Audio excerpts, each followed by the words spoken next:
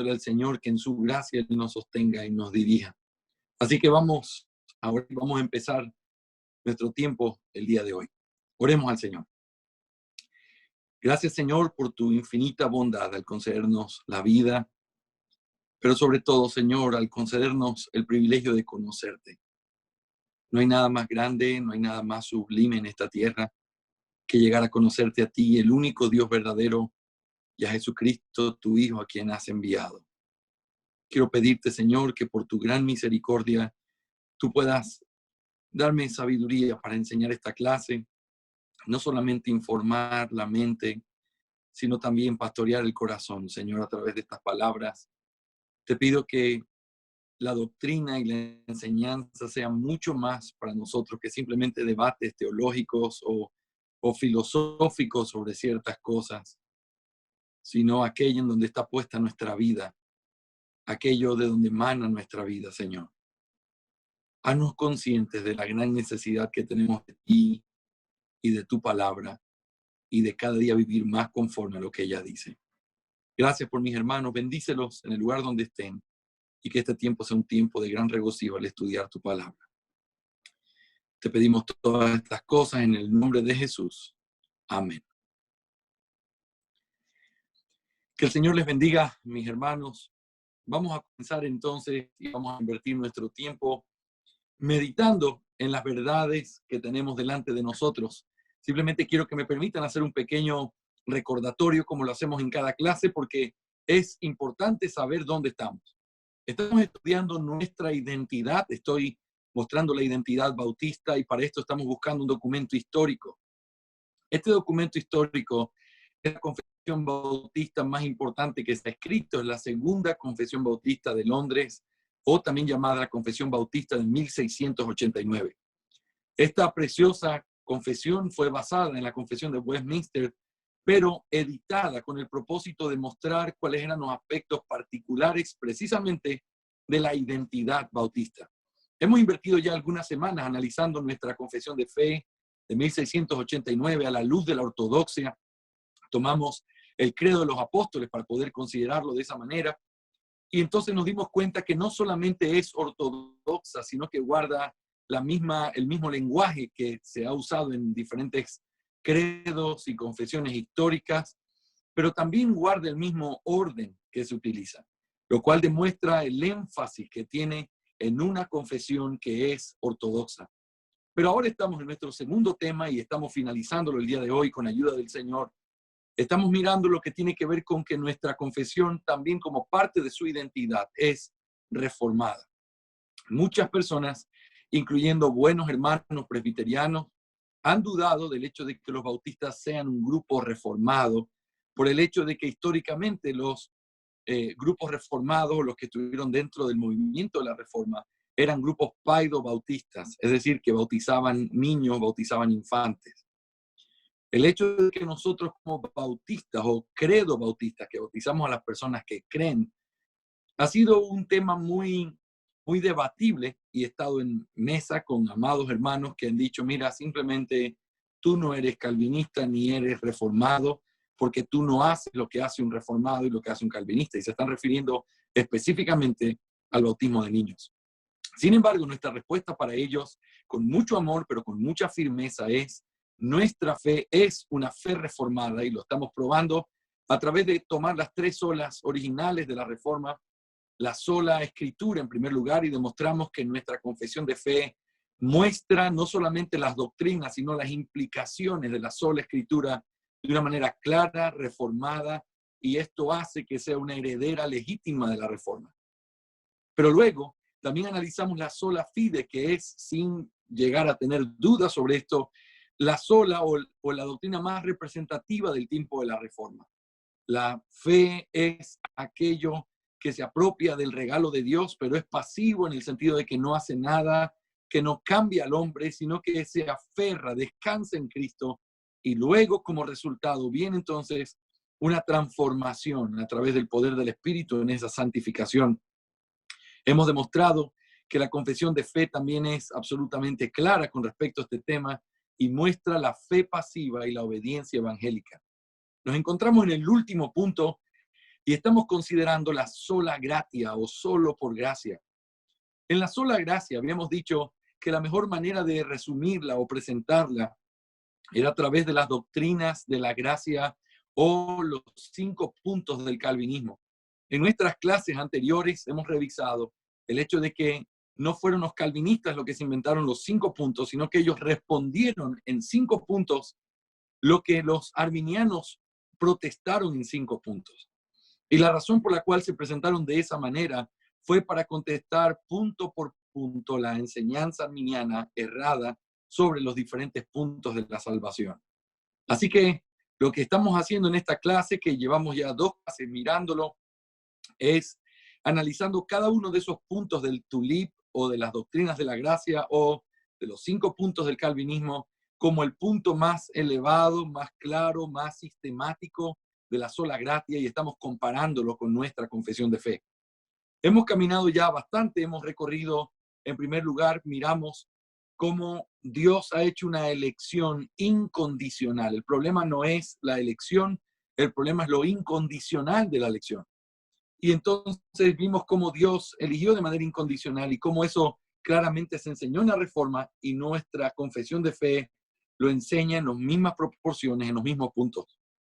En segundo lugar, vimos también con respecto a la obra de Cristo y cómo creemos que, al igual que en la Reforma se enseñó y en los cánones de Dort se enseñó, nosotros hemos visto que la obra de Cristo fue una obra particular o específica, que no hizo posible la salvación del mundo entero, sino que salvó verdaderamente, inquebrantablemente a aquellos por quienes Él murió. Y eso surge de muchísimas conexiones con lo que la palabra de Dios nos enseña con claridad con respecto al propósito de Cristo. Él vino para dar el perdón de pecados a su pueblo. Él amó a la iglesia y se entregó por ella. Cristo dijo que vino a dar vida, la vida por sus ovejas. Y entonces también en la profecía del Antiguo Testamento, en Isaías 53, se nos recuerda que por esa obediencia el siervo justo justificaría a muchos. Todos estos textos que son claros, que son evidentes, más todo lo que nosotros entendemos como la obra de la redención. ¿Qué significa redención? No es pagar algo y ver si es que la persona quiere recibirlo. La redención implica pagar algo y obtener aquello por lo que tú estás pagando. Ahora, evidentemente, la obra de Cristo no cambia la responsabilidad que los hombres tienen de creer y arrepentirse, pero lo que estamos diciendo es que la obra de Cristo no hace posible su salvación, sino que la obra de Cristo aseguró la salvación de aquellos que el Padre escogió desde antes de la fundación del mundo de manera incondicional.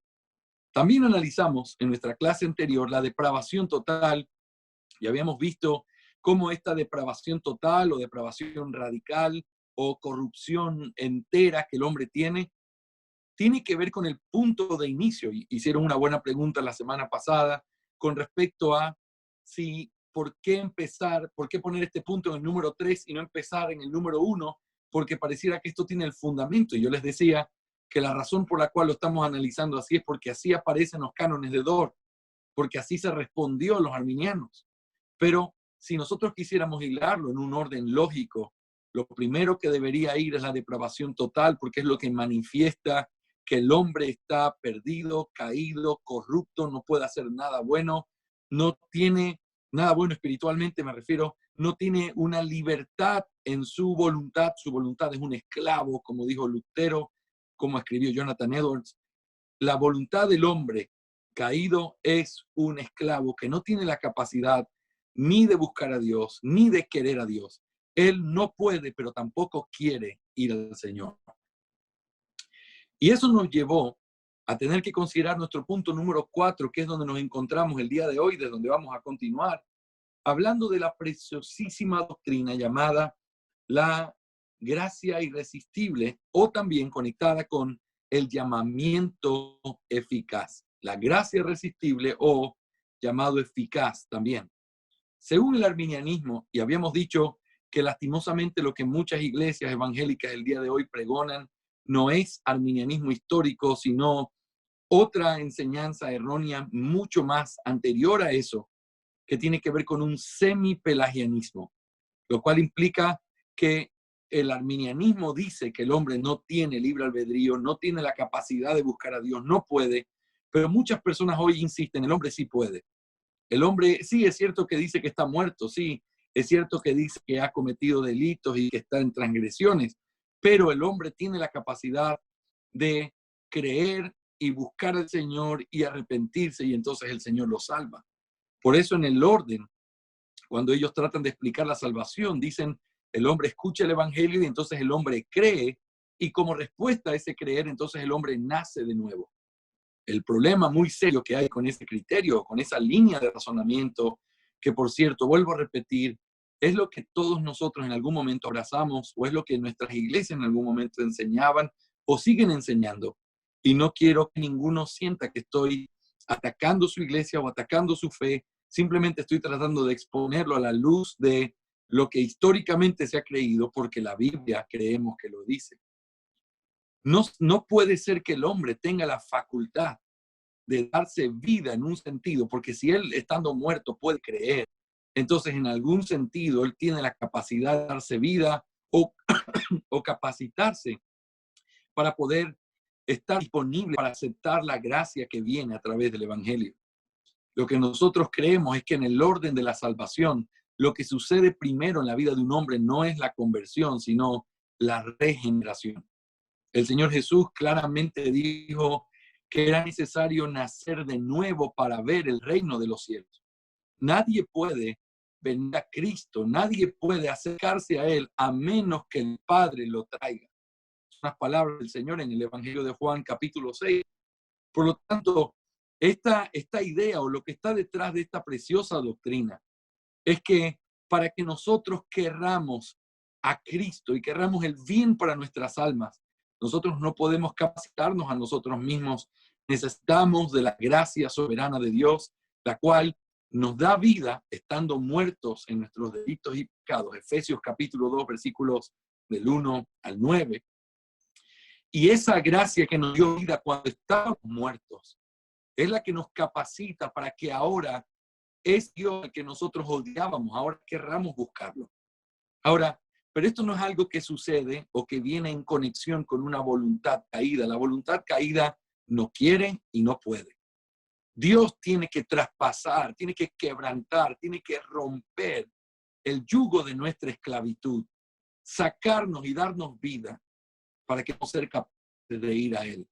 Por eso yo repetía en la semana anterior la bendita expresión que encontramos en Romanos capítulo 9, porque no depende del que quiere ni del que corre, sino de Dios que tiene misericordia. Y la idea es, qué bueno que sea así.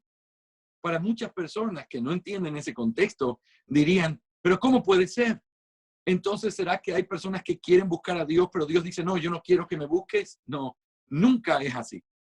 No existe ninguna sola persona en sus delitos y pecados, descendiente de Adán, corrupto y culpable, que diga, yo quiero buscar a Dios, pero Dios no me eligió.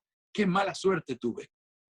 La verdad y lo único que existe en el mundo es pecadores rebeldes contra Dios, enemistados. No solamente Dios los mira con enemistad, ellos miran a Dios con enemistad, no quieren estar cerca de Él, no quieren creer en Él, y entonces bajo su propio criterio y en su propia libertad esclavizada, lo único que buscan es la muerte, lo único que buscan es el infierno, lo único que buscan es la condenación.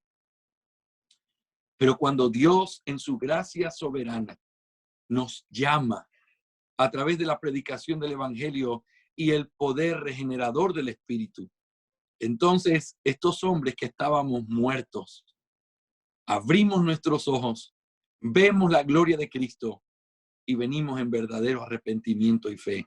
La conversión es el resultado inevitable de un pecador que ha sido resucitado por la regeneración y que al ver a Cristo no puede hacer otra cosa que caer de rodillas delante de Él y llamarlo su Señor y su Salvador. Es por eso que esta doctrina es tan importante. Es tan importante porque de quién depende la gloria en la salvación depende de la condición del hombre y depende de lo que Dios hace para que el hombre sea salvo. Si el hombre puede darse vida y creer en algún momento, si él quiere, entonces la gloria también le pertenece al hombre. Porque en ese sentido todos están muertos y hay unos que son más sensibles que otros, o hay unos que son más obedientes que otros, o hay unos que son más religiosos que otros. Entonces, estos que son más sensibles, más religiosos, mejores que otros, entonces ellos tienen mérito porque todos tenían la misma condición y ellos fueron mejores que otros. Sabemos que eso no es así y nadie que está mirando la escritura pudiera reclamar un concepto así. Y quizás alguien podría estar diciendo, pastor, pero nosotros no creemos eso. Y yo te aseguro, tú no crees eso.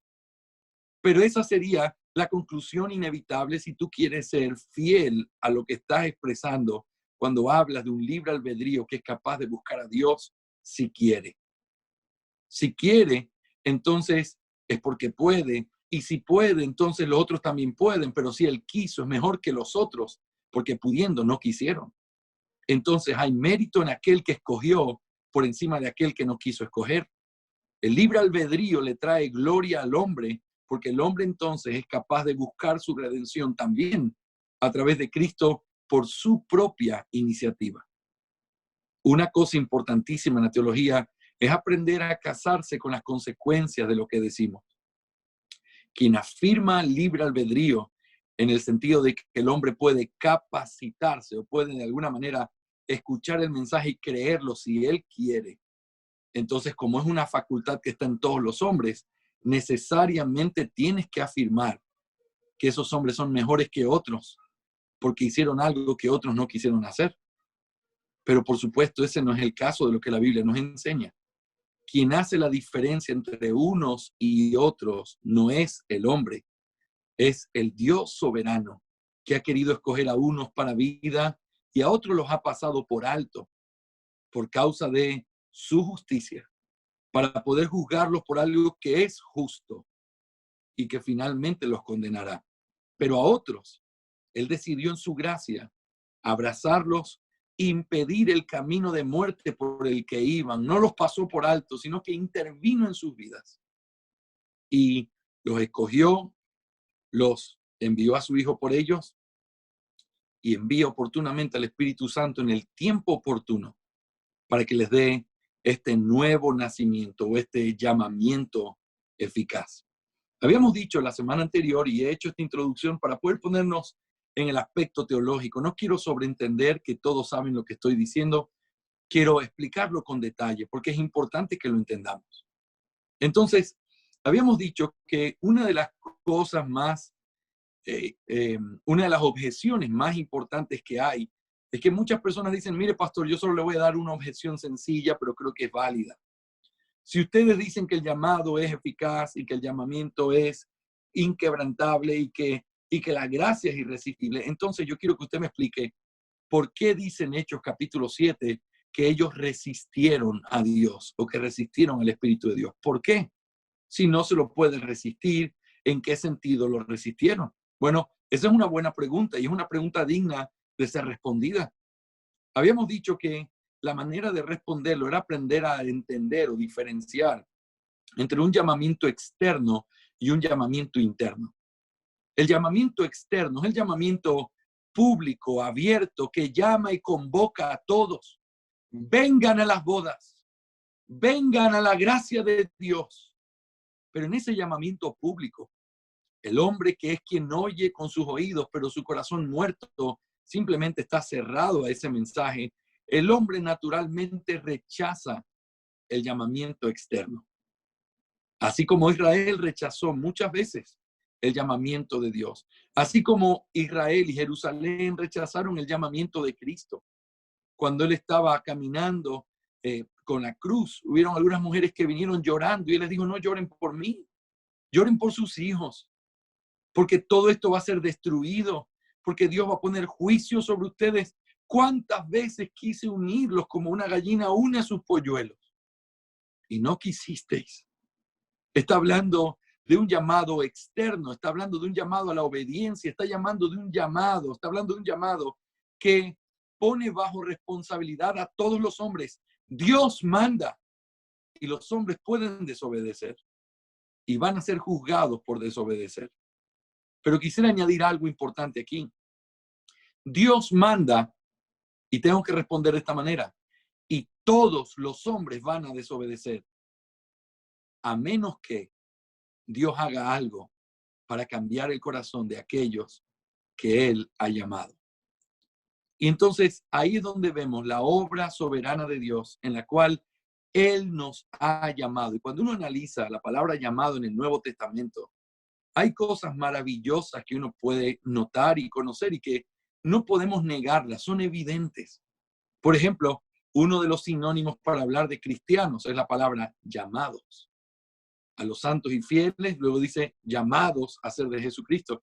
¿A qué se refiere ese llamado? No es simplemente, esa es una invitación que Dios te hace. No, ese es un llamamiento divino, como lo dice Romanos capítulo 8. A los que aman a Dios, todas las cosas les ayudan a bien. ¿Y quiénes son estos? Los que conforme a su propósito son llamados. Es decir, en el propósito de Dios hay un llamamiento específico. Una vez escuché una terrible exposición de ese texto diciendo que entonces hay que interpretar que el propósito de Dios es que todos los hombres se salven. Por lo tanto, el llamado de Dios es a que todos los hombres, Dios llama a todos los hombres porque Él quiere que todos se salven. Bueno, en un sentido externo, eso es correctísimo. Dios quiere la salvación de todos los hombres. Dios nos mandó a predicar el evangelio a toda criatura. Externamente, a proclamar, a gritar desde nuestras azoteas que hay salvación en Cristo Jesús. Y eso es completamente cierto. El problema con esta interpretación y esta persona que hace esta interpretación es que está interpretando desde una perspectiva incorrecta, porque ahí Pablo no está hablando del llamamiento externo o el deseo de Dios de que todos los hombres se salven, lo cual es bíblico y cierto. Pero en ese pasaje, tú tienes unos versículos más adelante, otra vez claramente explicado el concepto del llamado, y a los que predestinó, a estos también llamó. Si está hablando de predestinados, entonces ya no está hablando de toda la humanidad, está hablando de todas las personas, ni está hablando de un llamamiento general o universal. Está hablando de un llamamiento que es conforme a su propósito, un propósito con el cual Él eligió desde antes de la fundación del mundo. Y a estos que Él eligió, Él los llamó. Y a los que llamó, fíjate la respuesta, los justificó. Y a los que justificó, los glorificó. Es tan certero lo que está sucediendo que el hecho de que los justificó aparece en pasado, al igual que glorificó. ¿Sabes por qué? Porque todos los que fueron escogidos son llamados. Todos los que son llamados son justificados. Todos los que son justificados son glorificados. Esa es la cadena inquebrantable de este texto de Romanos capítulo 8. No se puede romper, no es, y Él predestinó a los que vio que serían salvos. No, no, no, no. Está poniendo claramente el concepto de que fueron predestinados y por eso fueron llamados.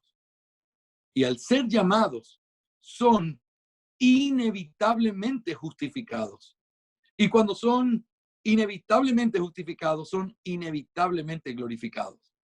Por lo tanto, el llamamiento interno es una doctrina bíblica que nos muestra el propósito de Dios en la salvación de los hombres, en la cual, aunque Él llama externamente a todos y quiere el arrepentimiento de todos de manera soberana, y aunque no lo entendamos, Él ha llamado a un pueblo en particular, y ese pueblo es el que es llamado, justificado y glorificado. Hay sin duda muchos misterios en esto, pero no es correcto ni sano para nuestro entendimiento bíblico, por no entender todos los misterios, decir entonces eso no puede ser verdad.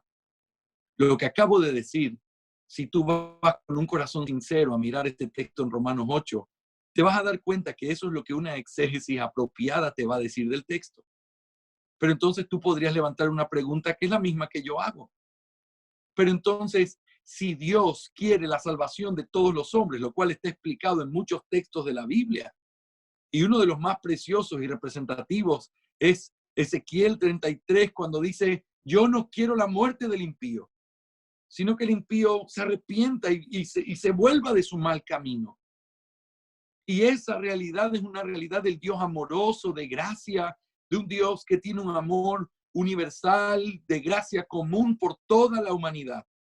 Eso nadie lo puede negar, y negarlo es coartar el amor de Dios por el mundo. Dios ama al mundo y eso es inevitable.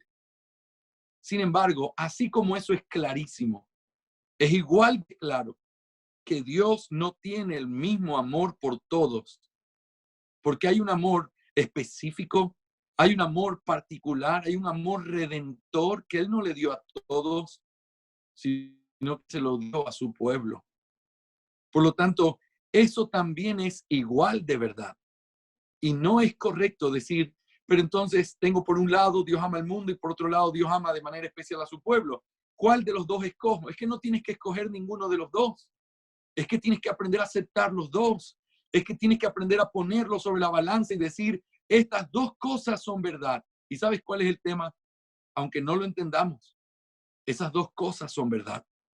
Hay un amor universal, hay un amor general, hay un amor de gracia común por los hombres y es evidente en las páginas de la Escritura, pero igual de evidente es el amor particular redentor que Dios siempre ha tenido por su pueblo. Por lo tanto, no son amores igual, son amores los dos, pero no son amores de la misma manera. El uno es universal, el uno es deseo en el sentido de el anhelo de Dios que se salven, y lo otro es el propósito decretivo de Dios diciendo, ellos serán salvados. ¿Cómo entender que Dios quiere algo pero hace otra cosa? Mira, nosotros no somos llamados a entenderlo, pero tenemos que abrazar las dos cosas con fuerza, porque eso es lo que Dios nos ha revelado. Y el problema en la teología de muchas personas, y quizás en la tuya y en la mía, es que preferimos siempre escoger una de las dos cosas. Preferimos escoger, me quedo con esto, no, me quedo con lo de acá. Y cuando Dios no nos llamó a escoger, Dios nos llamó a afirmar, a creer y a abrazar las cosas que Él dice en su palabra. No puedo explicarte más allá de eso porque ninguna mente humana es capaz de entenderlo. ¿Cómo puede ser que Dios desee que todos se salven, pero solamente dio a su Hijo por un pueblo? No puedo explicarlo más claramente que decir, ese es uno de los misterios de lo que Dios ha revelado en su palabra. Es un misterio entender cómo se reconcilian, pero es una verdad clara, escritural, el saber que hay un amor universal y hay un amor redentivo particular por su pueblo. No escojas, no escojas, porque cuando uno escoge, uno comete errores. Abraza lo que la Biblia dice, cree lo que la Biblia dice y predica lo que la Biblia dice. Así que estamos analizando, y les pido disculpas por esta introducción larga, pero es necesario tener que ponernos en sintonía con lo que la doctrina enseña. ¿Cuáles son las cosas que enseña la teología reformada en su doctrina de la gracia irresistible o el llamamiento eficaz? En primer lugar, habíamos hablado de que el llamamiento eficaz es una obra de Dios en la vida de aquellos que Él escogió. Este llamado no es universal, el llamado externo es universal, pero el llamado interno es un llamado particular para aquellos que Él escogió. También vimos la semana pasada que en segundo lugar, el medio que Dios utiliza para llamar eficazmente a sus escogidos es la obra del Espíritu en la predicación de la palabra. Y habíamos dicho que entonces la manera en que las personas son salvas es a través de estos dos elementos que no pueden estar separados. Y aquí hay algunas cosas importantes que pudiéramos reflexionar de manera práctica y manera muy sencilla. Por ejemplo, nosotros podríamos decir que cuando hablamos de la predicación del evangelio, alguien dice, pastor, sí, pero es que yo me convertí, un día yo estaba dormido y me desperté con una pesadilla porque comencé a recordar que el infierno, y entonces yo me tiré a los pies de Cristo y dije, Señor, sálvame. Bueno, lo que te llevó a pensar eso, lo que te llevó a que tu subconsciente te lleve a soñar eso, fue precisamente la predicación de la palabra. Y entonces la predicación de la palabra hace efecto y es eficaz cuando el Espíritu obra, toma, despierta a ese hombre muerto y le permite ver lo que antes no podía ver. ¿Te acuerdas que te ilustré hablándote de un ciego que pudiera estar sentado en un museo de arte y estar escuchando todo el tiempo qué cosas tienen los cuadros, cuáles son los detalles, cuáles son las particularidades de cada cuadro, pero al mismo tiempo, aunque él lo sepa de memoria, él no es capaz de verlo porque no tiene el poder de hacerlo. Pero el día que él recibe la vista por un milagro, en esta ilustración que te estoy dando, es como que si lo viera por primera vez. Porque ahora no solamente entiende de manera lógica lo que se le decía, no solamente ha retratado eso en su mente muchas veces, sino que ahora puede verlo con sus propios ojos. Y así es alguien, por ejemplo, mis hijos están creciendo en un hogar cristiano donde les predicamos el evangelio constantemente. Todo el tiempo estamos hablando la palabra, todo el tiempo hablamos de cosas espirituales. Ellos lo entienden, les estoy explicando la galería de arte a unos ciegos. Pero mi anhelo es que uno de estos días, si el Señor quiere, pueda abrir los ojos de ellos y entonces puedan ver al Cristo muerto, sepultado y resucitado del que les he hablado desde el día que nacieron.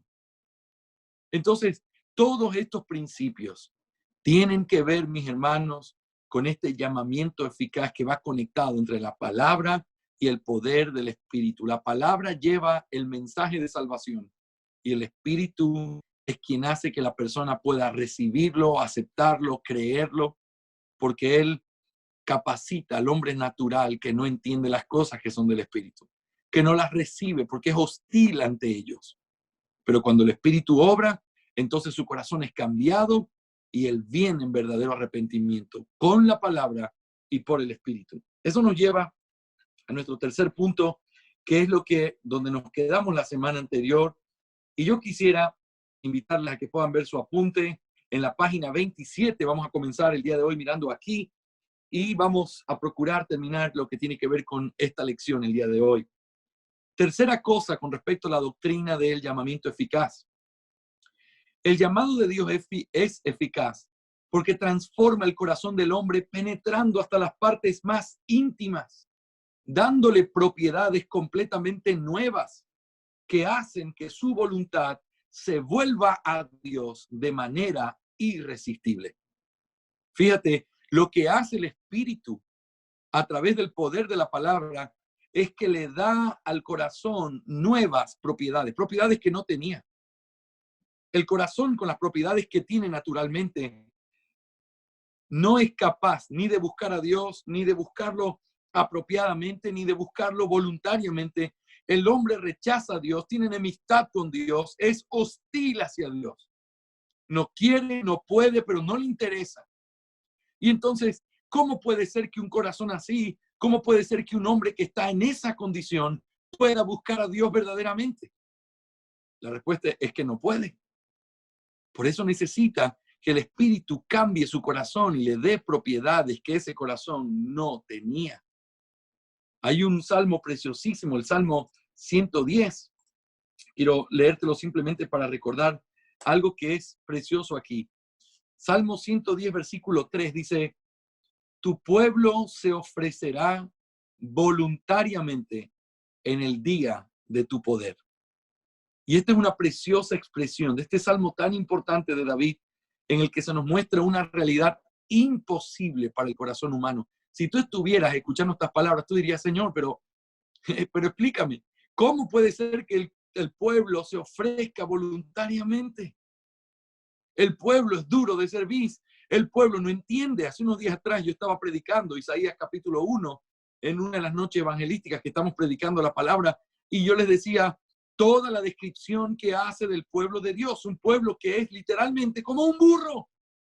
Hasta los burros entienden quién es su amo y comen y saben que tienen que honrarlo. Pero Israel no sabe quién es su amo. Los hombres están llenos de llaga, completamente inútiles en su entendimiento. No pueden voluntariamente ofrecerse a Dios porque voluntariamente lo odian, voluntariamente lo rechazan, voluntariamente se burlan de él.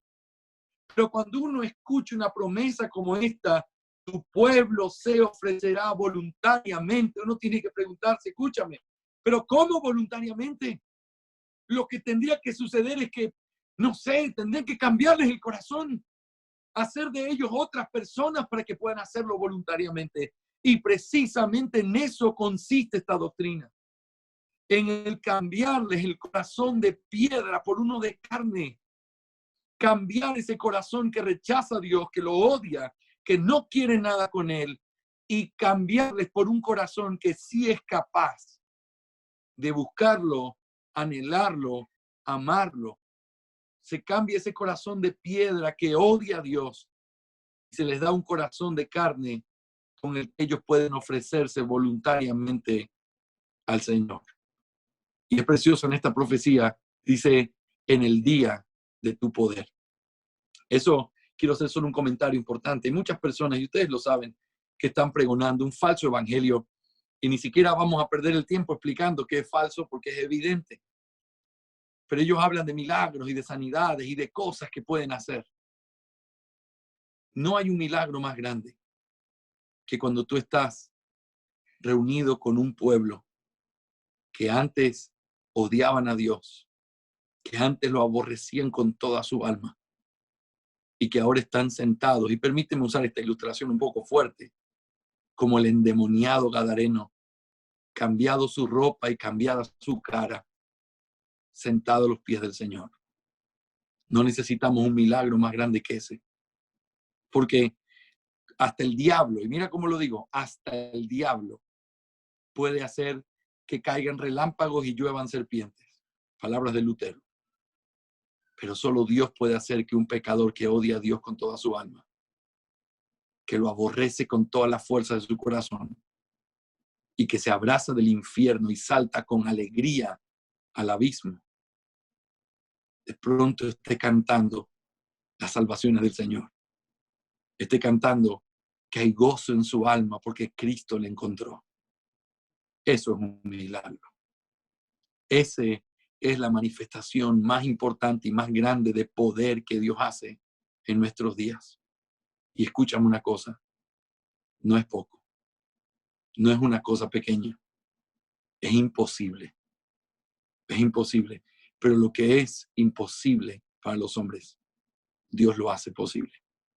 Esa fue la respuesta de Jesús a sus discípulos cuando estaban asombrados de que ni aún el joven rico podía entrar en el reino de los cielos. Señor, si él puede, entonces ¿quién? Y es como que el Señor estuviera diciendo, están en lo correcto, nadie. Por eso tenía que Dios hacer lo que los hombres no podían.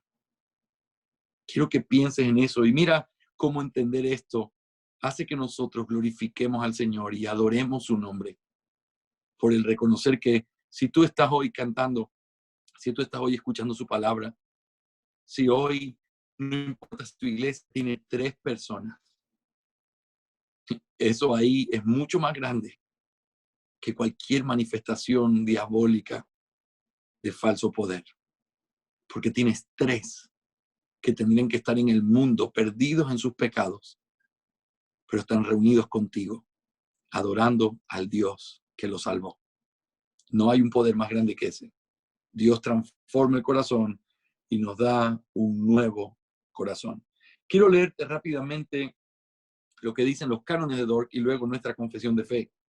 Dice, además, cuando Dios lleva a cabo su beneplácito en los predestinados y obra en ellos la conversión verdadera, lo lleva a cabo de tal manera que no solo hace que se les predique exteriormente el evangelio y que se les alumbre poderosamente su inteligencia por el Espíritu Santo, a fin de que lleguen a comprender y distinguir correctamente las cosas que son del Espíritu. Fíjate, no es solamente escuchar, no es solamente entender, sino que ahora dice, sino que Él penetra hasta las partes más íntimas del hombre, con la acción poderosa de este mismo Espíritu regenerador.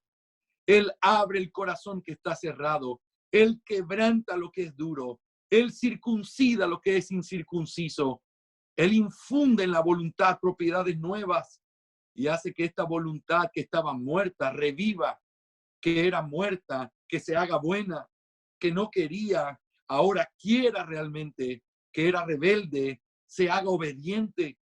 Él mueve y fortalece de tal manera esa voluntad para que pueda, cual árbol bueno, llevar frutos de buenas obras. Mira cómo lo dice nuestra confesión de fe. Capítulo 10, párrafo 1. Aquellos a quienes Dios ha predestinado para vida, tiene a bien en su tiempo señalado y aceptado, que amar eficazmente por su palabra y espíritu. Y escucha, aquí va. Así, sacándolos del estado de pecado y muerte en que están por naturaleza y llevándolos a la gracia y a la salvación por Jesucristo, iluminando de modo espiritual y salvador sus mentes, a fin de que comprendan las cosas de Dios, quitándoles el corazón de piedra y dándoles un corazón de carne, renovando sus voluntades y por su poder omnipotente, induciéndoles a lo que es bueno y llevándoles eficazmente a Jesucristo. ¿Está clara la idea? Esta obra maravillosa, este milagro de Dios consiste en que Dios pone en el corazón no solamente entendimiento, sino que pone el querer. Y ese querer implica facultades nuevas, cosas que ese corazón no tenía, para que ahora pueda buscar a ese Dios que antes odiaba, que pueda hacerse de carne, eso que antes era de piedra, que pueda abrirse eso que antes estaba tan cerrado, que pueda romperse aquello que antes era como una roca. Eso me lleva a una cuarta cosa, un cuarto elemento dentro de lo que en la teología reformada entendemos como el llamado eficaz. El llamado eficaz es una obra soberana de Dios. El llamado eficaz no es algo que nosotros podemos hacer o que nosotros podemos preparar o que nosotros podemos poner las condiciones para que suceda. Es algo que Dios hace en su soberanía. Solo un paréntesis aplicativo para que pienses conmigo. Muchas veces uno piensa que para que sea algo más espiritual, uno necesita crear ambientes espirituales. Y entonces hay que poner cierta música de fondo y hay que poner ciertas luces bajas y hay que hablar de cierta manera, incitando a la carne en el sentido a la sensualidad, es decir, no a lo pecaminoso, sino a los sentidos, a los sentidos. De manera que, según nosotros, hacer esto prepara el corazón para que los hombres puedan conocer al Señor. Mira, hacer esto es apelar a las emociones de los hombres. Y no estoy diciendo que uno predica emociones, tienen que predicar con emociones porque si no te apasiona la gracia de Dios, hay un problema en tu salvación. Lo que digo es, a veces nosotros apelamos a asuntos completamente sensuales, de los sentidos, y no a lo que realmente tenemos que apelar.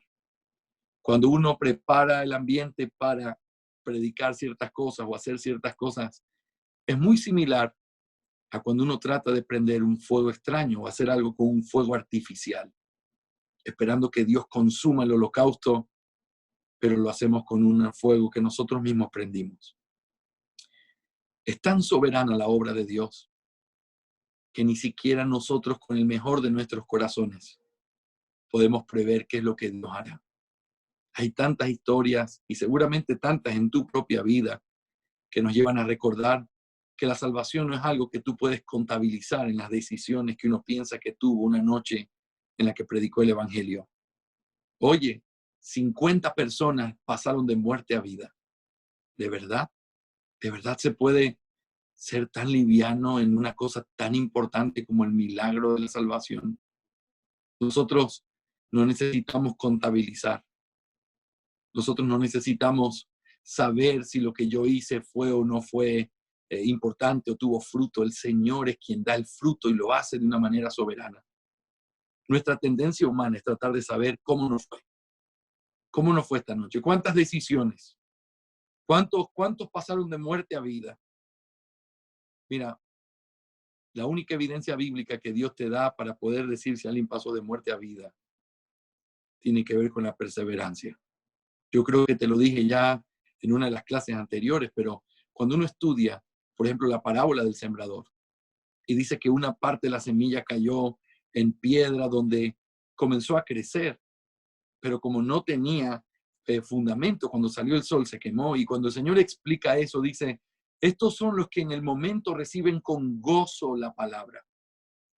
¿Te imaginas todo lo que eso implica? Recibieron con gozo la palabra. Quizás lloraron, quizás se tiraron al piso de rodillas, dándole gloria al Señor, levantando sus manos y diciendo, Señor, Hoy he sido salvado. Quizás pasaron al frente en una reunión, quizás en medio de una noche de fogato, de lo que sea. Ellos levantaron su mano y uno dice, wow, vieron la palabra. Y no estoy diciendo que no la hayan recibido. Lo que estoy diciendo es que ni siquiera llorar, ser eufórico, compartirlo con todo el mundo o estar completamente feliz es una muestra de que ellos realmente la hayan recibido. La muestra de que ellos la han recibido tiene que ver con una perseverancia en esa verdad que han creído y en el fruto, en el fruto. Aún en los pedregales, temporalmente, nace la semilla, pero solamente la buena tierra es la que da buen fruto. Y quiero que pienses en eso. No es mi intención negar ni ofender si tus métodos de evangelismo son como los he descrito. Solo quiero que pienses conmigo.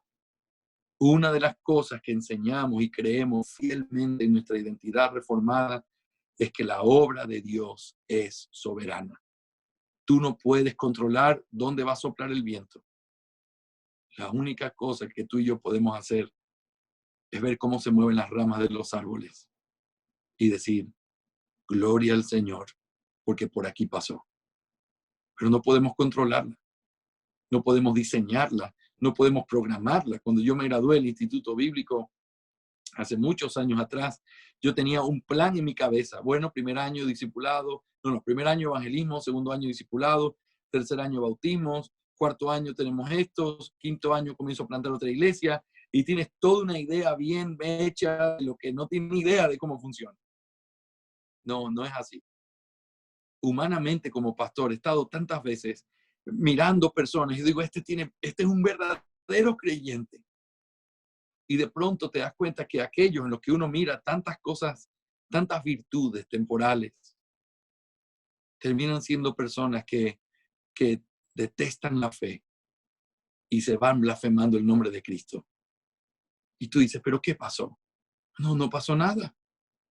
Tenemos que vivir conforme a lo que vemos, conforme a lo que pensamos. Solo Dios conoce los que son suyos. La iglesia tiene que ser prudente, tiene que ser sabia en evaluar la conversión de las personas. Pero aún con todo y evaluación sana, muchas personas inconversas van a ser tomadas por creyentes. Por eso la disciplina eclesiástica se nos manda para poder sacar de en medio de nosotros los que no son creyentes. Pero lo que quiero decir es, mientras tú y yo tengamos en la cabeza que la obra del llamamiento eficaz es una obra soberana, entonces, en vez de persuadir a los hombres con cosas humanas o con métodos humanos, pasaríamos de rodillas delante del Señor, rogándole que toque por lo menos a uno, que toque los corazones, que abra esas mentes y que haga lo que con tus palabras simplemente sería hablarle a un corazón de piedra.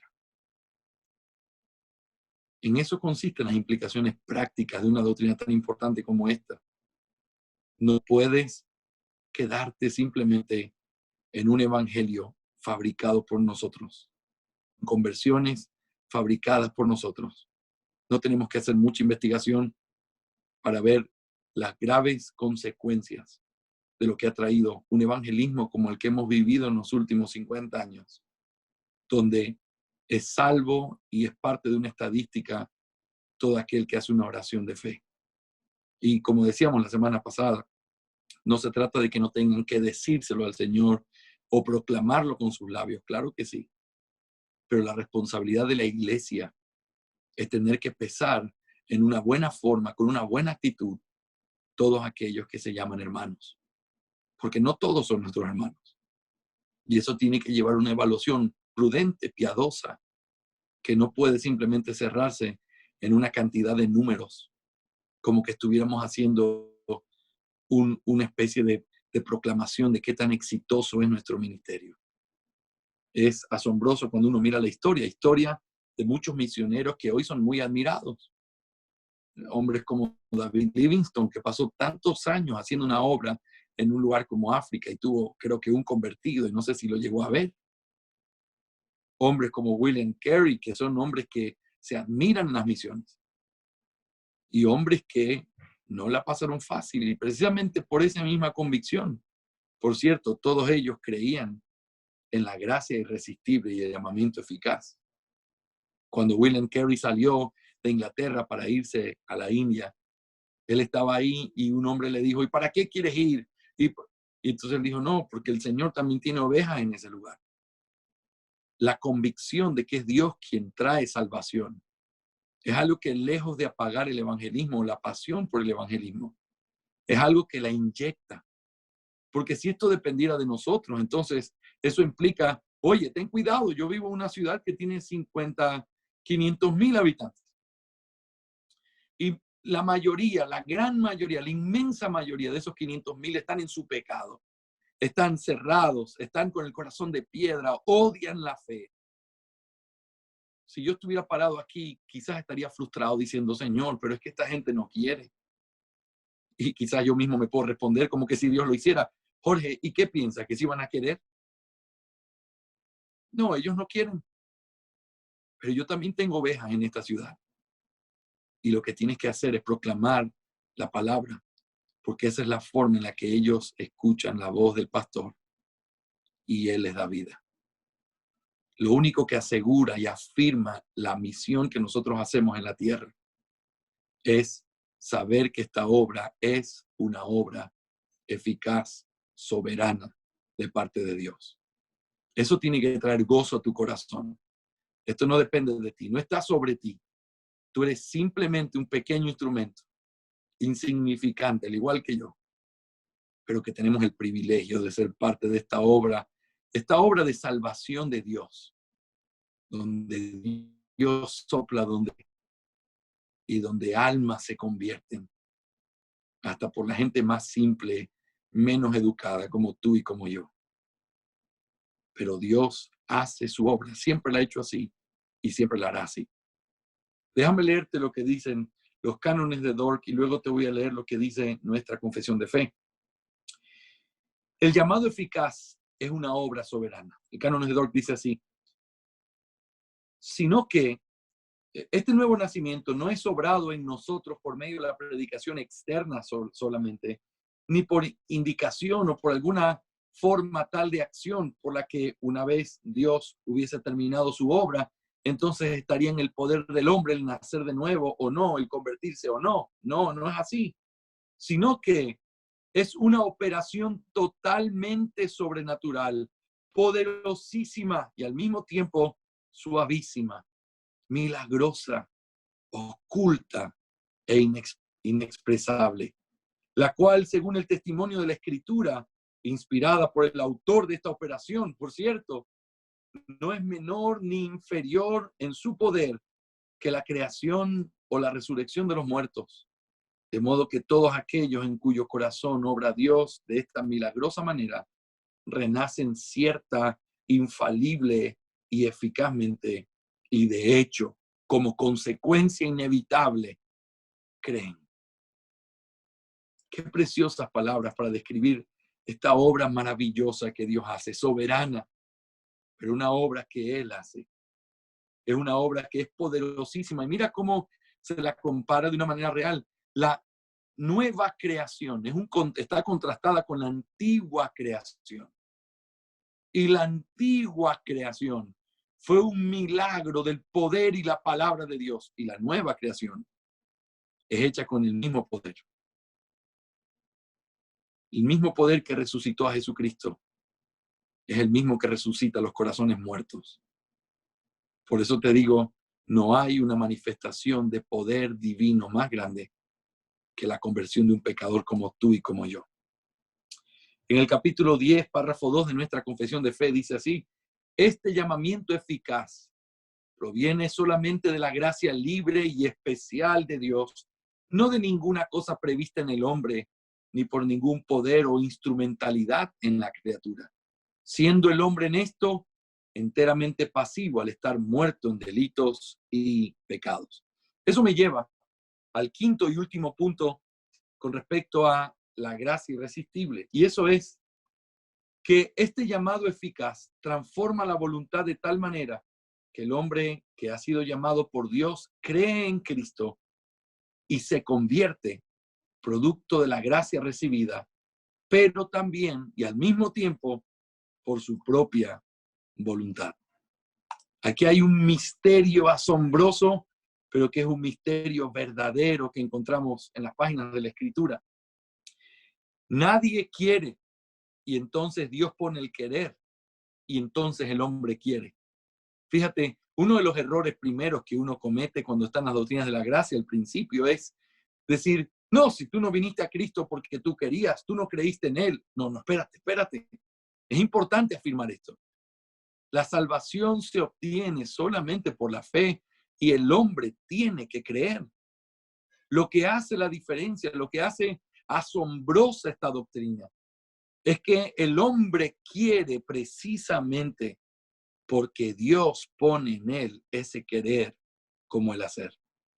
No viene de él, pero al mismo tiempo, cuando Dios lo pone, entonces es él, es el hombre quien lo hace, quien lo ejerce. Es correcto decir, tú creíste. Es correcto decirlo. Es correcto preguntar, hey, ¿fuiste tú el que creyó? La respuesta es sí, fuiste tú el que creyó. Pero ¿sabes qué? La razón por la cual creíste no estuvo en ti. No empezó por ti, no fue movida por ti. Dios transformó tu corazón y entonces tú quisiste creer.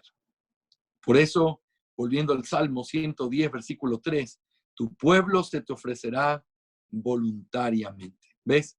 Hay una aparente contradicción de términos. El pueblo no quiere, el pueblo odia a Dios, pero el pueblo se va a ofrecer voluntariamente.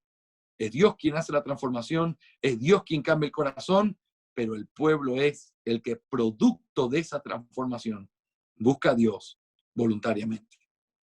Así que eso es lo que tenemos con respecto a la gracia irresistible. Quisiera poder compartir finalmente en los minutos que nos quedan lo que tiene que ver con la perseverancia de los santos. Pero déjame prender la luz porque estamos ya oscureciendo aquí en Ecuador.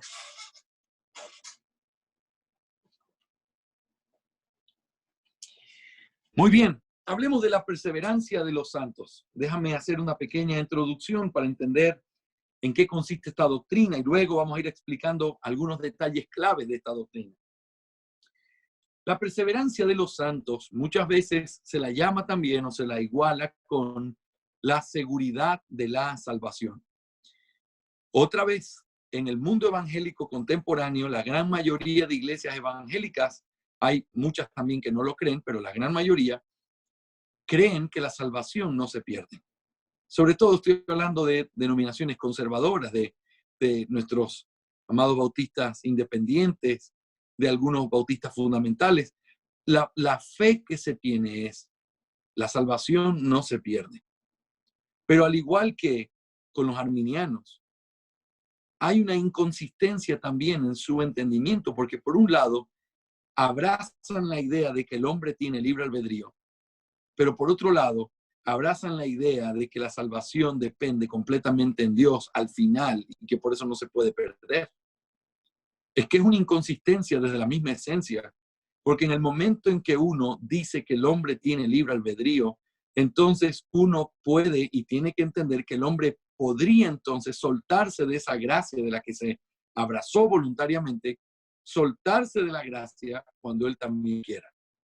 O siendo más consistentes, y pienso que muchas iglesias pentecostales son mucho más consistentes que algunos de los cristianos más conservadores en ese punto, porque ellos creen. Una vez hablando con un pastor pentecostal me decía, es que cuando alguien viene a un llamamiento al altar, levanta la mano, el Señor lo perdona y él es ahora su hijo.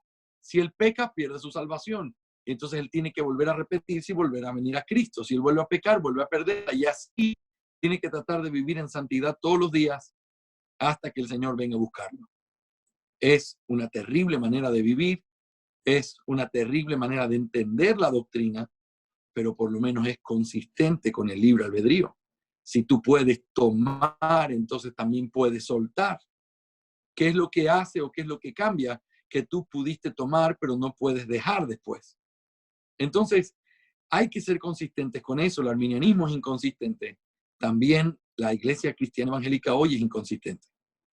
¿Cuál es la consistencia bíblica que encontramos en eso? Bueno, la consistencia bíblica descansa en la idea de que si es Dios quien empieza la salvación, cambiando el corazón del hombre caído, poniéndole un corazón nuevo y influyendo sobre él, cambiando completamente también las inclinaciones de su corazón, y ahora le da propiedad mía. Ese mismo Dios que lo llamó de la muerte es el mismo que lo preserva hasta el final, porque la salvación empieza en Dios y la salvación termina en Dios. Esa es la consistencia bíblica. Tú eres salvo no por tus obras, tú eres salvo por la obra de Cristo, pero aun cuando Cristo hizo la obra, tú no quieres a Cristo, pero entonces Dios hace que lo quieras y al unirte a Él, te quedas en Él para siempre por la gracia soberana de Dios.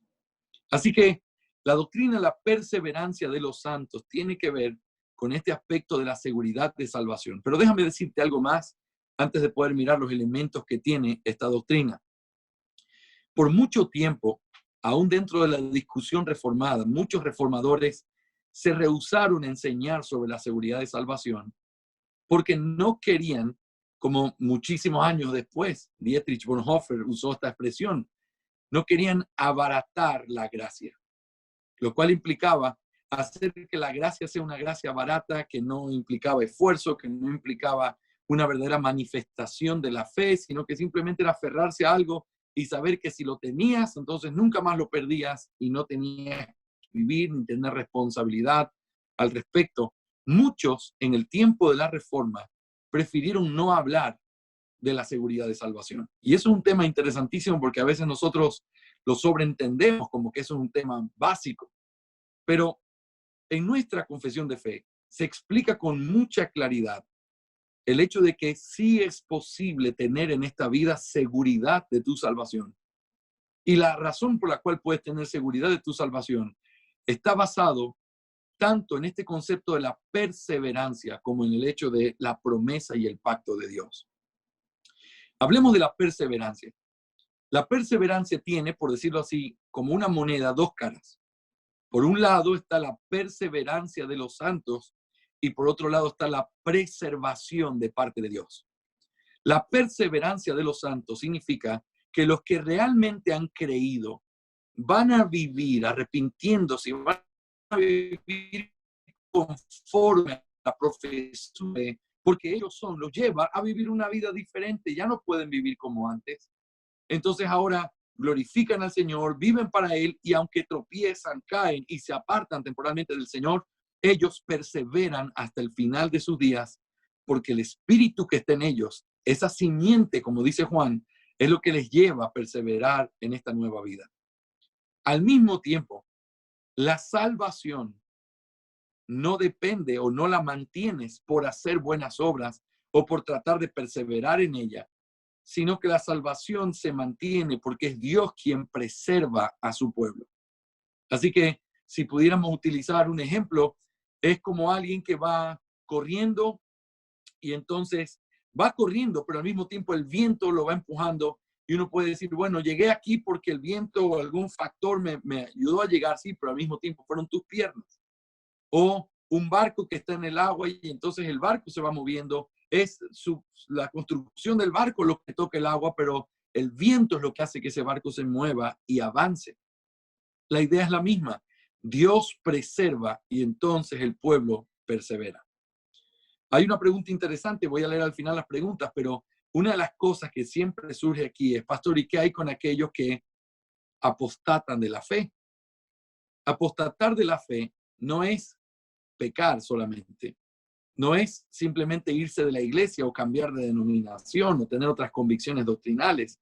Es negar la fe cristiana. Y esa perseverancia, esa apostasía, perdón, tiene que ver con el hecho de negar al Señor que antes proclamabas como tu Salvador. Alguien que apostata de la fe es alguien que evidencia que nunca tuvo fe. No es algo que tienes y luego la perdiste. El que la tiene nunca la pierde. Pero el que algún momento la pierde es porque nunca verdaderamente la tuvo. Me gusta contar esta ilustración, una ilustración triste, pero es una ilustración que creo que es muy útil. Hace unos años atrás, en una escuela teológica, uno de los profesores se paró y comenzó a decir que estaba muy triste porque uno de los estudiantes que había estado y había sido parte de esa escuela se había apartado de la fe y que se había convertido en brujo. Y al ser brujo, entonces él estaba buscando la pócima mágica para sacarse al Espíritu Santo. Lo cuento con mucha tristeza, porque lo único que evidencia una ilustración así es una falta muy grande de entendimiento de la palabra de Dios. No, ese hombre no tiene que tratar de sacarse el Espíritu Santo, porque el Espíritu Santo no está en él. Alguien que apostata de su fe, alguien que actúa de una manera así, es alguien que nunca ha conocido al Señor de manera salvífica. Y por eso Juan repite, y lo repiten los apóstoles, que estaban con nosotros, pero era necesario que se vayan para saber que no todos los que están con nosotros son de nosotros. Y no está hablando son de nosotros, de esta iglesia o de esta familia, está hablando de la fe. Está hablando de gente que está en medio de nosotros, pero que no es parte del pueblo de Dios. Son aquellos de los cuales el Señor dice, nunca os conocí, apartados de mí, Mateo capítulo 7. Por lo tanto, la apostasía tiene que ser entendida a la luz de la perseverancia. Quien apostata de la fe no es un verdadero creyente, nunca lo fue. Porque el verdadero creyente, el Espíritu de Dios que está en él, lo preserva hasta el final. Lo libra de los errores y las artimañas del diablo. Y de esa manera puede perseverar hasta el fin. Aun cuando peque, aun cuando caiga, aun cuando temporalmente pudiera separarse del Señor. Es un hombre que volverá y va a perseverar en su camino porque el Señor lo ha salvado. Eso es lo que dice Juan. Es la simiente de Dios que está en él. Eso es lo que hace que perseveremos. Ahora, expliquemos entonces algunas de las cosas que la teología reformada nos enseña con respecto a la perseverancia de los santos. Número 1, solo los creyentes verdaderos reciben la gracia de perseverar hasta el fin. Muchos, y quizás tú en este día, sostienes que algunos pasajes como Mateo 24, etcétera, se van a cumplir durante el tiempo de la tribulación cuando la iglesia no esté. Esa no es mi convicción, pero quiero explicar algo con respecto a este tema. Algunos toman el pasaje de Mateo donde dice, y el que persevera hasta el fin, ese será salvo. Lo toman como algo que se tiene que interpretar a la luz de la tribulación, porque entonces el que en la tribulación diga que es cristiano, como ya no estamos en el tiempo de la gracia, supuestamente, entonces si él se deja marcar o deja que pase algo o niega su fe, entonces él no perseveró hasta el fin y entonces él no va a poder ser salvo. Pero pareciera que están divorciando esa verdad del futuro, en ese entendimiento, a la verdad del presente. Mi pregunta es, ¿y hoy eso no se aplica? El que persevera hasta el fin no es aquel que es salvo. ¿Cómo funciona eso? Bueno, la verdad es que siempre ha sido el mismo principio en la vida de los creyentes. La perseverancia es el fruto, lo que evidencia la salvación en la vida de los cristianos. El perseverar hasta el fin. Ahora, vuelvo a repetir, eso no significa que uno no peque, eso no significa que, como dice nuestra confesión de fe, incluso llegue a cometer pecados que son terribles delante de Dios. Pero un verdadero creyente vuelve a su Señor porque eso es lo que el Señor ha preparado para él. Esos son los caminos que él preparó para él. Así que solo los verdaderos creyentes reciben esa gracia de perseverar hasta el fin. Eso ha sido así en el Antiguo Testamento, eso ha sido así hoy y eso será así en los últimos días cuando el anticristo haga su manifestación, cuando la iglesia sea perseguida. El que persevera hasta el fin será salvo, seguirá siendo el mismo principio, porque sigue siendo la misma verdad de la gracia de Dios. Fíjate cómo dicen los cánones de Dort, capítulo 4, párrafo 1. A los que Dios llama conforme a su propósito, a la comunión de su Hijo, nuestro Señor Jesucristo, y regenera por el Espíritu Santo, a estos les salva ciertamente del dominio y la esclavitud del pecado. Fíjate en el artículo 2 de ese mismo capítulo.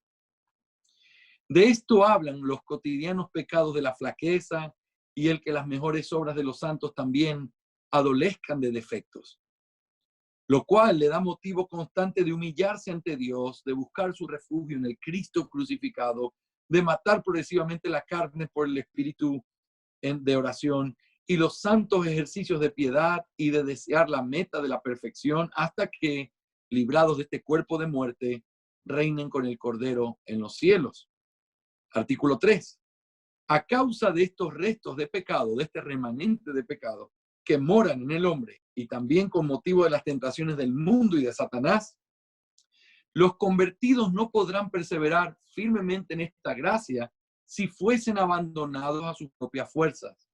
Pero fiel es Dios que misericordiosamente los confirma en la gracia que una vez le fue dada y los guarda poderosamente hasta el fin. En el capítulo 17, párrafo 1 de nuestra confesión, dice lo siguiente: aquellos a quienes Dios ha aceptado en el amado y ha llamado eficazmente y santificado por su Espíritu, y a quienes ha dado la preciosa fe de sus elegidos, no pueden caer ni total ni definitivamente del estado de gracia, sino que ciertamente perseverarán en él hasta el fin. Los creyentes son aquellos que han sido aceptados en el amado, que han sido llamados eficazmente. Ellos son los que perseverarán hasta el fin. Pero hay una segunda verdad importante. La perseverancia de los santos consiste en dos cosas fundamentales. Por un lado, es Dios quien preserva a su pueblo hasta el fin, por causa de su promesa de redención. Pero por el otro lado, es el pueblo quien persevera hasta el fin como resultado de la gracia salvadora. ¿Te acuerdas lo que te dije hace un momento de la moneda con las dos caras? Bueno, esta es la idea. Dios hace y por eso el pueblo hace. Dios sostiene y por eso el pueblo va siendo sostenido.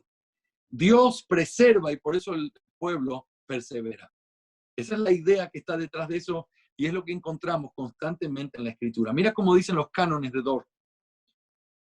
Y si bien ese poder de Dios por el que colma y guarda en la gracia los creyentes verdaderos es mayor que el que les podría hacer reos de la carne, etcétera, etcétera, dice, a pesar de eso, deben los creyentes velar y orar constantemente para no ser metidos en tentación. ¿Ves la conexión? Es Dios quien nos libra, es Dios quien nos guarda, los creyentes deben orar para no entrar en tentación. Mira lo que dice nuestra confesión de fe en el capítulo 17, párrafo 1.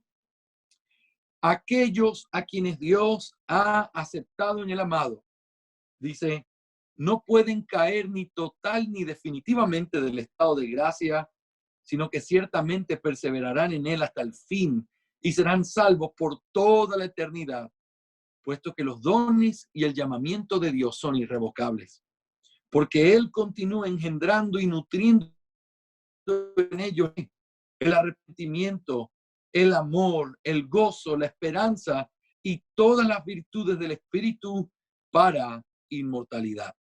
¿Ves? El pueblo persevera, ellos no se van a perder, pero es Dios quien los preserva hasta el fin. Tercera cosa clave en esta doctrina de la perseverancia. El fundamento básico de la perseverancia de los santos es el decreto de la elección, es decir, el plan eterno en el que Él se propuso elegir y salvar a hombres y mujeres de toda raza, toda lengua y toda nación para la gloria de su gracia. Fíjate, la razón por la cual no se pueden perder y perseverar está conectado con la redención, el plan de redención, lo que Dios escogió, lo que Dios estableció, se cumplirá. Por eso no se pueden perder. No, cuando uno piensa en la obra de la redención, no puede pensar, a menos que tenga un conocimiento muy básico o un entendimiento muy básico de la salvación. La salvación no depende de ti porque no está basada en ti, porque no está basada en tus obras ni en tus méritos. La salvación es resultado de la obra soberana de Dios, escogiendo, haciendo un pacto con su Hijo desde la eternidad, entregándote a ti y a mí, al Hijo, para que nosotros podamos tener vida y recibir vida por la obra de Él. No, no es tan fácil como pensar, simplemente tiene que ver con asuntos relacionados con nuestra propia obediencia. No, no, no. La salvación de Dios es perfecta y toda depende de Él. Y Él nos ha dado de todo lo que necesitamos para que podamos perseverar hasta el fin. Mira cómo dice los cánones de Dort y luego nuestra confesión de fe. Dice los cánones de Dort, pues Dios, que es rico en misericordia, obrando de conformidad con el propósito de la elección, no aparta totalmente el Espíritu Santo de los suyos, incluso en las caídas más lamentables. ¿Ves la conexión entre el propósito de la elección y el hecho de que Dios no quita su espíritu, no lo aparta de nosotros? Mira el capítulo 17, párrafo 2 de nuestra confesión de fe.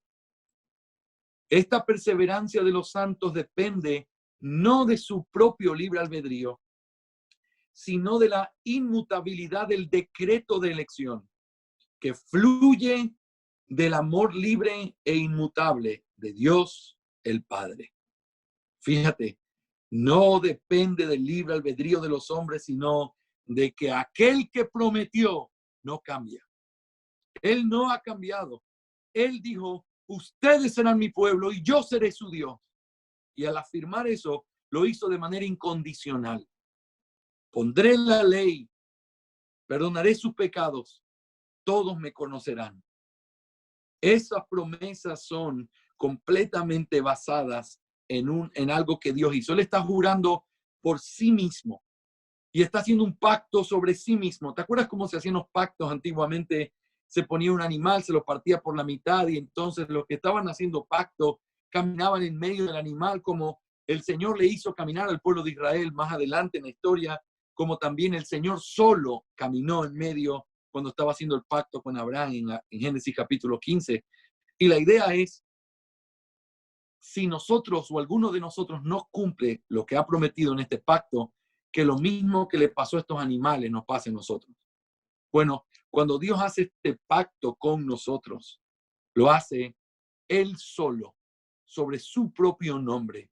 Es un pacto en el que no depende de los hombres, sino que depende de su palabra. Lo que está en tela de juicio aquí no es si tú eres bueno o malo, si tú haces las cosas bien o mal, aunque sin duda el tener una nueva vida tiene que llevarnos a vivir distinto.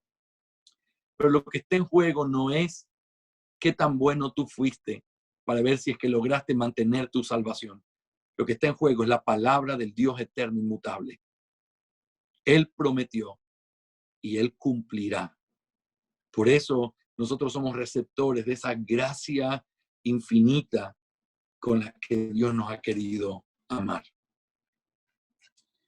En cuarto lugar y último, en nuestra clase, la eficacia de la perseverancia consiste en que, aunque los creyentes se enfrentan al pecado y a la tentación todo el tiempo, e incluso caen en ellos y algunas veces de manera vergonzosa, finalmente se arrepentirán y volverán a perseverar por causa de la preservación que Dios hace de su pueblo. Fíjense qué verdad tan importante encontramos aquí. Nosotros estamos en un cuerpo de muerte, estamos en una condición pecaminosa, pero es Dios quien nos preserva. Y ese Dios que nos preserva es el mismo Dios que ha prometido estar con nosotros todos los días. A veces podemos caer en pecados completamente deplorables, incorrectos, que traen mucha mancilla y que pisoteamos de manera pública el nombre de Cristo, de lo cual tenemos que rogarle al Señor que nos libre. Pero al mismo tiempo, no se ve en la gravedad de un pecado el hecho de que alguien sea un hijo de Dios, sino en su perseverancia. Esa es la esperanza que nosotros tenemos, aun cuando alguien ha sido expulsado de la iglesia, reconociéndolo como un no creyente. Esa persona podría llegar a demostrar que es un creyente en su perseverancia, pidiendo perdón, haciendo lo que tiene que hacer. Porque el pecado de Judas y el pecado de Pedro no fueron diferentes. Pedro incluso maldijo cuando estaba negando al Señor. Pero Pedro era un creyente. un creyente que fue preservado por el Señor. Judas fue un hijo de perdición desde el principio. El pecado no es distinto en un sentido, pero la respuesta y la perseverancia ante ese pecado es lo que hace la diferencia. Mis hermanos, es importante entender que al hablar de estas cosas, nosotros y nadie en la historia de la iglesia, a partir de la Reforma, ha enseñado que entonces el hombre puede vivir en pecado y puede vivir así porque igual Dios te preserva. No, quien piensa así es una muestra de que no ha sido salvado. La vida cristiana tiene que ser una vida tan limpia, tan santa, tan vivida para la gloria de Dios, porque es el resultado inevitable de que Dios ha hecho una obra en nuestros corazones. Amarle, buscarle, conocerle. Ese es el resultado inevitable. Pero al mismo tiempo, esto tiene que traer ánimo a nuestro corazón, que a veces se aflige. Quizás tú, al igual que yo, a veces estamos mirándonos diciendo, Señor, pero yo no sé por qué tú me amas. Yo no sé por qué tú sigues ahí conmigo cuando realmente yo vivo de una manera que no te glorifica. Y entonces caemos de rodillas y lloramos delante de Él. Y el Señor nos recuerda que la razón de nuestro quebrantamiento es porque es una evidencia de que Él nos ha salvado. Pero el verdadero arrepentimiento tiene que ver con no volver a las mismas cosas y luchar con toda el alma por vivir una vida santa.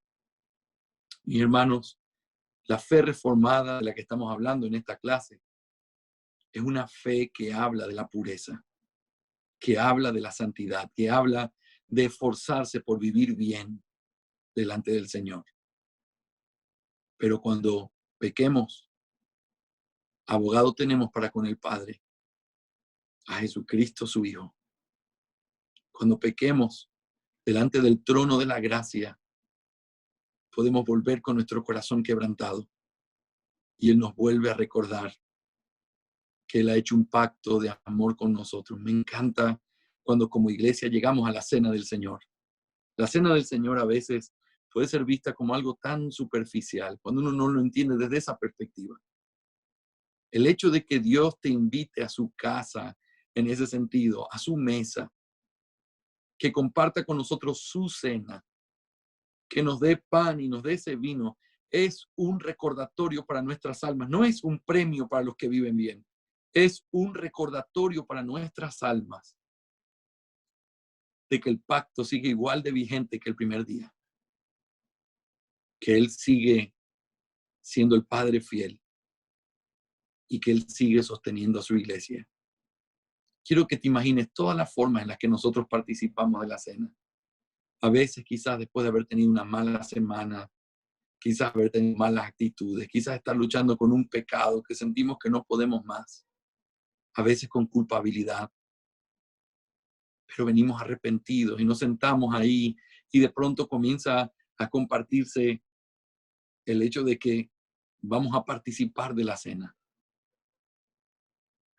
La cena es el recordatorio de que su gracia no ha cambiado, de que Él sigue llamándose nuestro Padre y que la puerta sigue estando abierta y que el amor con el que nos ama no depende de nuestras obras, porque Él nos ha amado con un amor eterno. Eso es lo que tiene que traer a nuestro corazón la perseverancia y esa preservación de parte de Dios. No importa qué día sea, no importa cuál es la circunstancia, Él sigue siendo fiel. Él sigue siendo fiel. Dice la Biblia que aunque si nosotros le negamos, Él nos va a negar. Pero si nosotros fuésemos infieles, Él seguirá siendo fiel.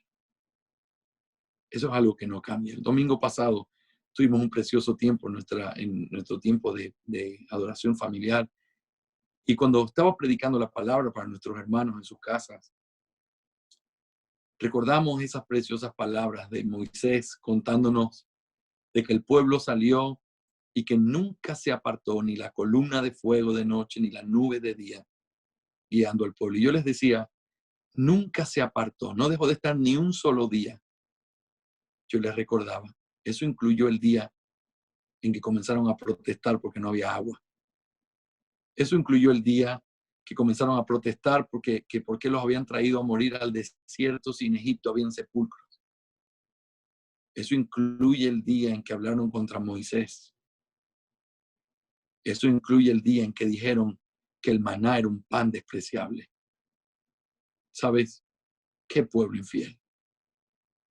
Pero el texto dice, ni un solo día se apartó la nube de día y la columna de fuego de noche.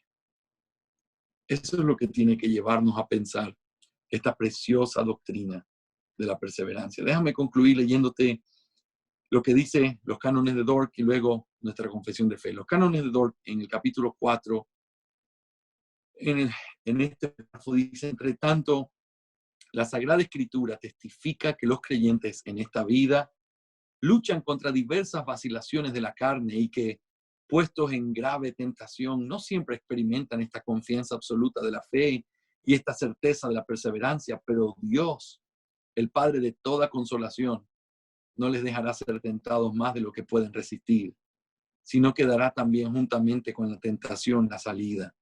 Y de nuevo despertará en ellos por el Espíritu Santo la seguridad de la perseverancia. Y mira, dice el capítulo 17, párrafo 3, y aunque los santos caigan en pecados graves y por algún tiempo permanezcan en ellos, sin embargo, renovarán su arrepentimiento y serán preservados hasta el fin mediante la fe en Cristo Jesús. Gloria al Señor, porque Él no cambia, porque Él sigue siendo el mismo. Déjame darte la conclusión de nuestra clase. Después de haber revisado brevemente las 3 solas originales de la Reforma, como uno de los estándares de la teología reformada, hemos comprobado que la Confesión Bautista de Fe de 1689 es una confesión reformada, pues sostiene la sola Escritura, dándole a la palabra de Dios el lugar de autoridad suprema que le corresponde sobre todos los asuntos de fe y práctica. También sostiene la sola fide, otorgándole el concepto correcto a la fe en su relación con la justificación de la misma manera que lo entendieron los reformadores. Y sostiene también la sola gratia, sosteniendo la doctrina de la gracia soberana de la salvación de los hombres. Consistentemente podemos afirmar que la Confesión Bautista de Fe de 1689 es una confesión reformada. Gloria al Señor por esta bendita fe que, aunque le pongan ese apellido, fe reformada, esta es la fe de Pablo. Esta es la fe de la Escritura. Esta es la palabra de Dios. Esta es la enseñanza apostólica. Y nos sentimos satisfechos al comprobar que lo que muchos hombres celosos de la palabra han llegado como conclusión en estas 3 olas es lo mismo que nosotros en nuestra fe bautista entendemos, sostenemos y es parte de nuestra identidad. La próxima semana vamos a empezar el tema relacionado con nuestra identidad como bautistas específicamente y vamos a meternos ya en los asuntos que son distintivos o que nos separan de los presbiterianos, congregacionalistas y de otros grupos reformados. Hasta aquí en la ortodoxia tenemos en común eso con los cristianos ortodoxos. Cuando hablamos de la reforma o la doctrina reformada, tenemos esto en común con todos los que han sostenido las olas de la reforma. Pero ahora, cuando nos centremos en la parte bautista, eso es lo que tiene que ver con nuestra identidad como bautistas, que de alguna manera fue algo en lo que estuvimos solos, algo por lo que fuimos perseguidos, pero algo que es parte de nuestra preciosísima fe que todos tenemos que conocer y proclamar. Así que la próxima semana vamos a tomar tiempo para poder empezar eso. Calculo que tomaremos unas 2 o 3 semanas para poder hacerlo con la ayuda del Señor y de esa manera cerramos nuestro curso sobre identidad bautista.